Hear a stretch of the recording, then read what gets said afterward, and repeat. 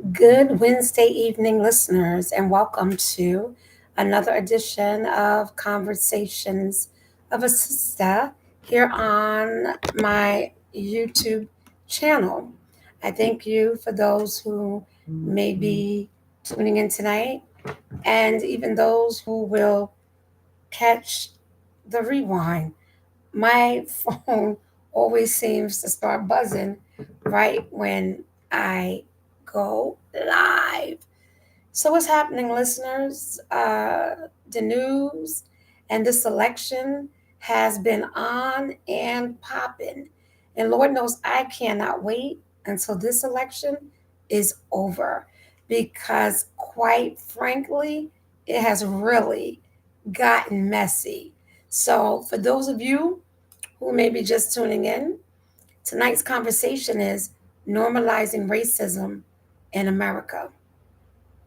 Normalizing racism in America. And that or this conversation always seems to be at the helm when it involves Donald Trump. Uh, Donald Trump in anything. Donald Trump was president from 2017, 2016 to 2020. And that was the most drama filled 4 years of my life. And I think what topped it all off was when COVID hit the US and people started dying. And they were like massive, we had this big shutdown. And he basically didn't know how to handle it. But it was just drama after drama after drama. It was all of these protests. There was protests outside the White House. He wanted, or I think he had, I can't remember, the National Guards or the Army turned a hose on these protesters. And then he marched to a church and held up a Bible. He used it as a prop. It was like one drama filled event after the other. And the one thing that I do remember and I can't forget is how racism became front and center. Hatred became front and center. It's like people who had this hidden hate felt emboldened to share it, to activate it, to maximize off of it. They were emboldened with their hatred. They became comfortable.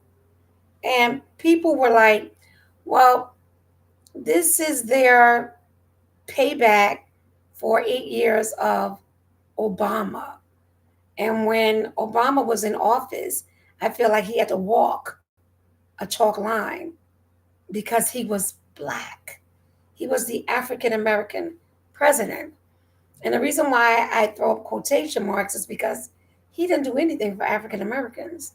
If anything, he did it for gay people, for the gays. He gave them rights because that's what he will be remembered as. But as far as doing something directly for African Americans, he did not. He felt like he was the president for all people, in which he is. And all presidents should be the president for all people. But when Donald Trump was in office, I remember the most miserable 4 years of my life because it was one incident after the other with racism. Racism was like you just never knew what was going to be next. You had the protest in Charlottesville where white supremacists and KKK showed up and then they ran over the crowd, used their car as a weapon. Then you had other incidences between black people, white people being killed and being murdered because they felt emboldened with their racism. And who can forget the murder of George Floyd?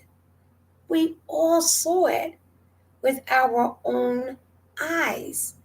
How a police officer put his knee to his neck and snuffed out his life on camera. We all saw it. The world saw it. And it took days for the police officer that was responsible to even be arrested. There were protests, and all of the cops, and I think it happened in what? Minneapolis?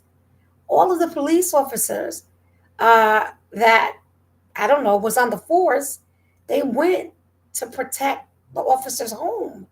It's like, really?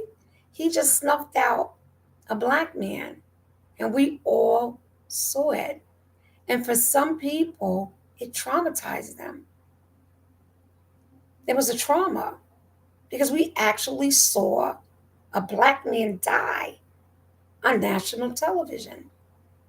And they played it over and over and over and over again. It stayed in the news. And as the story stayed in the news, so did the video. And do you know what that does for your mental health? It normalizes it. It almost makes you want to accept this as the norm because it normalizes it. And for me, that's what Donald Trump represents. He represents the emboldened racists in these United States, or should I say snakes, of America. Racism is alive and well. Racism is here. And for those of you who are racist, he makes you feel comfortable. I'll never forget, there was a woman, she owned a deli. I can't remember where the deli was. And Trump made a remark. I don't know what nationality it was or what it was about. It might have been African Americans and Puerto Ricans. I don't remember. But he made a remark about a particular race. And when this woman who owned this deli was asked about his remark, she laughed and she said, I absolutely love him because he says the things that we can't say. He says the very things that we are thinking. So he emboldens people who have these hidden hatreds for other nationalities to be emboldened with that hatred. It's emboldened in people who hold different offices, whether that be a judge, whether that be a police officer, whether that be a lawyer, whether it be your next door neighbor. Wherever the races are, they will rise and unite because they are emboldened by a leader of what is supposed to be the free world. And he wants and is seeking another term. So, what was the buzz since Sunday? The racist comedian, the comedian who made the comment at Trump's Madison Square Garden rally. A woman on Instagram called it a KKK rally. She came out and said it was a KKK rally. It was a call for the racists to unite because you have fellow New Yorkers come online and denounce that rally. And you know what they said? They said that rally was full of people from Staten Island and Long Island. They were like, because that's where the racists are in New York. and they love him. They took the trains here, they took the buses here, and they filled up Madison Square Garden for the hate speech, for the hate rally, for the bigotry. They, they came for it, and they were ready, and they were emboldened by it because they are angry. Staten Islanders, you know what? Let me take that back. I'm not even going to say Staten Islanders. I'm going to say MAGAs, period. And they call them MAGAs because the slogan is Make America Great Again. And no one can really answer the question as to when America was ever great, because it wasn't. So you had Trump at this rally on Sunday. Back to that. The Madison Square Garden KKK rally, because that's what they're calling it. They're calling it a KKK rally. They're calling it what it was. They're calling it the call of the KKKs. They're calling it of a call of the white men who don't have to wear sheets, not as long as Donald Trump is leading them. So, this comedian that came out on stage felt comfortable enough to make a joke about Puerto Rico. And we all know what he said. He said, there is an island with garbage floating in the middle of the ocean. I may not have it exact, he said, and it's called Puerto Rico. And the crowd just, oh, they gasped. Like, oh my God, I can't believe he said it, but we love it. And then when the backlash came, everybody said, oh, it was a joke. Even Latinos and Puerto Ricans that were there and African Americans that was there, because he even made a comment about African Americans and watermelon. And he tweeted a couple of months ago about going half on a slave. But yet, Donald Trump claims you don't know him, didn't know what he was going to say, didn't even know what he was about. Really? Come on. Of course, your people vetted him and they knew exactly what they were doing, because they know that Donald Trump's followers, who are Latino, who are Puerto Rican, who are African American, they know that they're comfortable with this type of rhetoric because they're trying to normalize racism in America. So for the MAGA crowd, what's the big deal? It was only a joke. It was a joke. So if it was a joke, ha ha ha, why didn't the audience laugh? Why were they kind of like taken back? Like, wow, he said it. Why didn't they laugh? Why was the crowd so quiet when he made the joke? And why was everyone so comfortable with it? That's because they're trying to normalize racism in America. Why?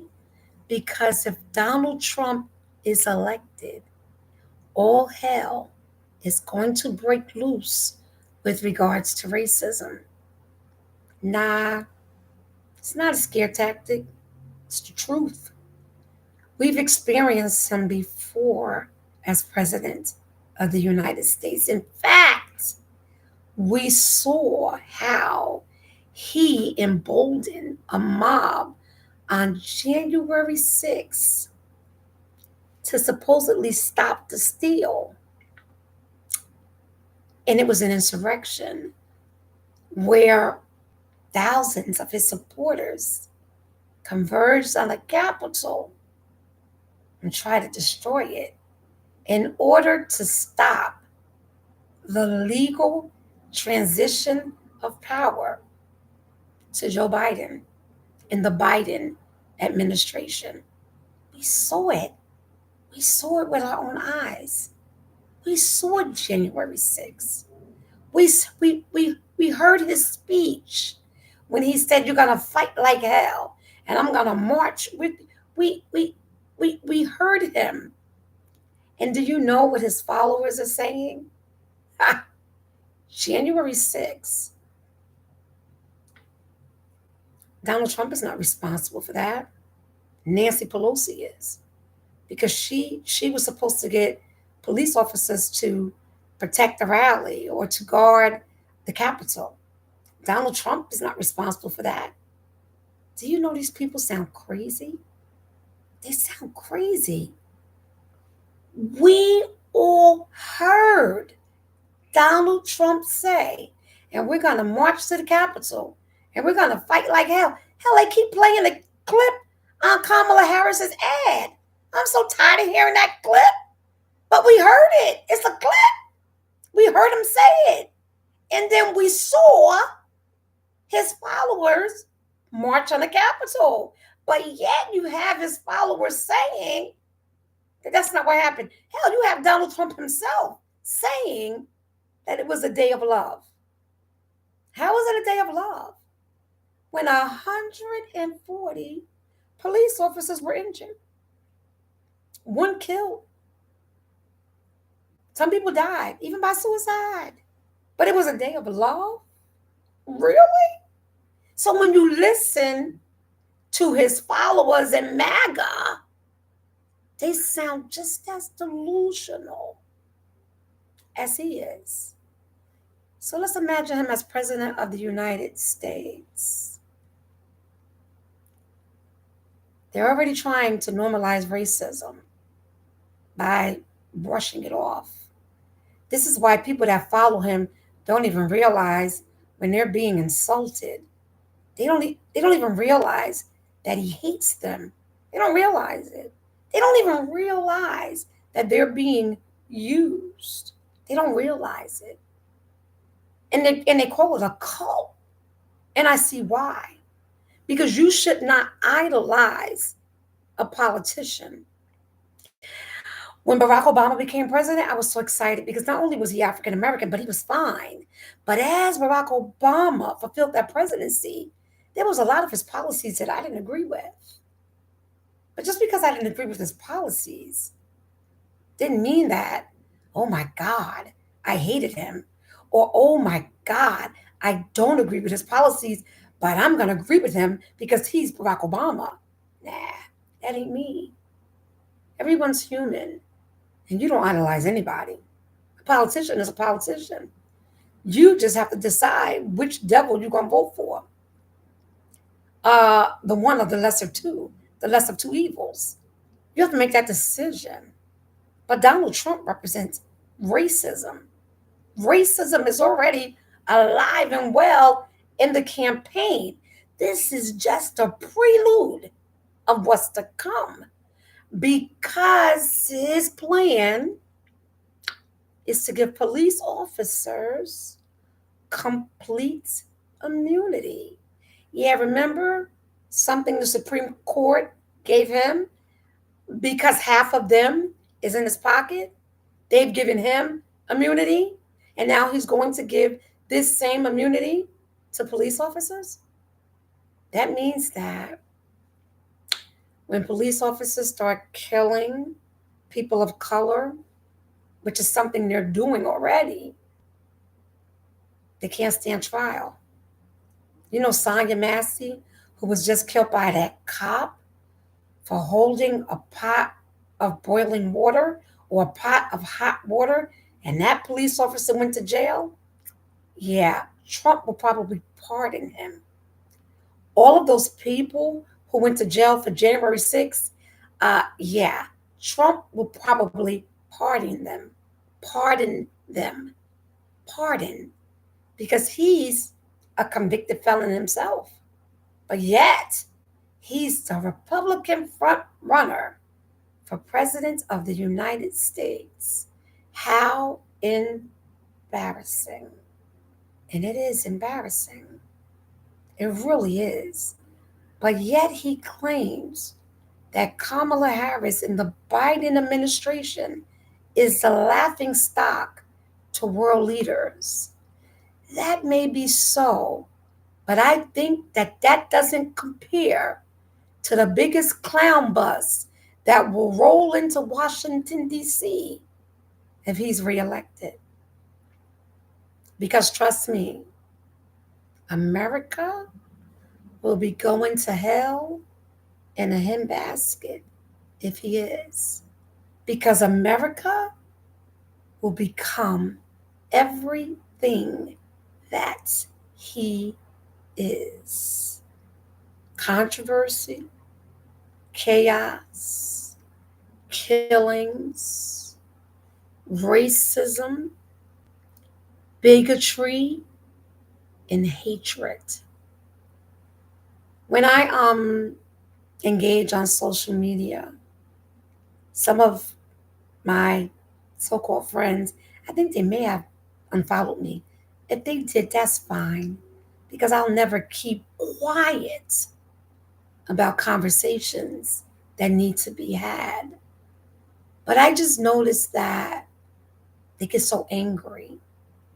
They become so angry and so defensive when they start talking about inflation and high gas prices. That's their claim to fame. And oh my God, they absolutely love it that Donald Trump is going to do this mass deportation if he's reelected, because they absolutely hate migrants when we're all immigrants. We all came here from somewhere, all of us. We're all migrants at the end of the day. And what is needed is border control. And no, it's not cool when migrants come here and they kill from other countries. But then we have our own killing right here in the United States. So, what's the difference?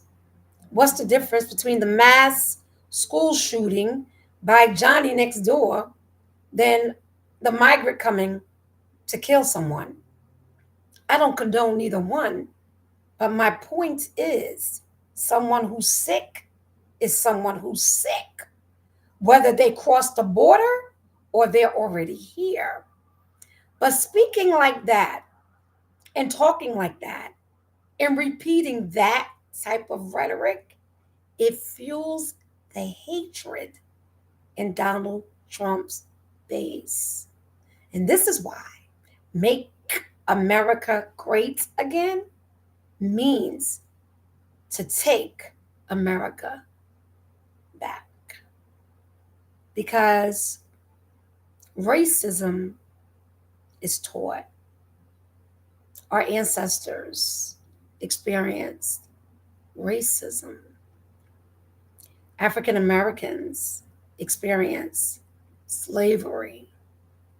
African Americans had masters. African Americans were hung. African American men were and still are haunted, killed, hung, and murdered. So, if Make America Great Again is turning back the clock, no thank you. That's quite all right. It's bad enough that we deal with racism on a subtle level, but to have it be dragged out and right in front of you, no thank you. And this is why the attitude of those who don't support MAGA is we're not going back. But like the woman said on Instagram, but just in case they want to, We better get blacker, just like they got Macca. We better get blacker, just like they got MAGA. Because I already see where this is going. And I hope you do too. But before I close tonight, okay, so the comedian made the remark about Puerto Rico, African Americans. Joe Biden made a statement. Now, we know that President Joe Biden is just like your grandfather or your elderly uncle or father. And his words were misconstrued. He said, the only trash I saw were those followers. And then he redacted and said, the only trash I saw was those individuals that were on stage that night. Because it wasn't just a comedian who made disparaging remarks, it was other speakers as well. This is why it's being deemed the KKK rally. And for those of you, or for those followers who think that, oh my God, it was 200,000 people in Madison Square Garden. It was 200,000 people. No, it was not. It was 19,000 people because that's all Madison Square Garden can hold. 19,200 people. So these 200,000 of people were never confirmed. Can't be confirmed, and it's not even accurate. So come on, vote next Tuesday like your life depends on it. I know I will, because I don't want to go back. And Lord knows I don't want to live with the drama of another Trump presidency. I swear to beans, if Mickey Mouse was running, I'd vote for Mickey. I really would. I'd vote for Mickey Mouse at this point. I just do not want to live through another Trump presidency because they are already normalizing racism. What else will they try and normalize? Anything's possible. So vote as if your life depends on it. And then pray that America chooses the right leader for this country. But voting is putting your faith in action. And then you pray for a positive outcome. It's like I told a friend of mine, if Trump wins, that's the direction that the majority of the people in this country want to go. And if Trump loses, it sends a direct message that they do not. But maybe some people want to go to hell in a handbasket. I don't know. Either way, we'll see. So vote as if your life depends on it. Then pray and have faith for the right outcome, regardless to who it is. God is still in control. Until next Wednesday, vote as if your life depends on it.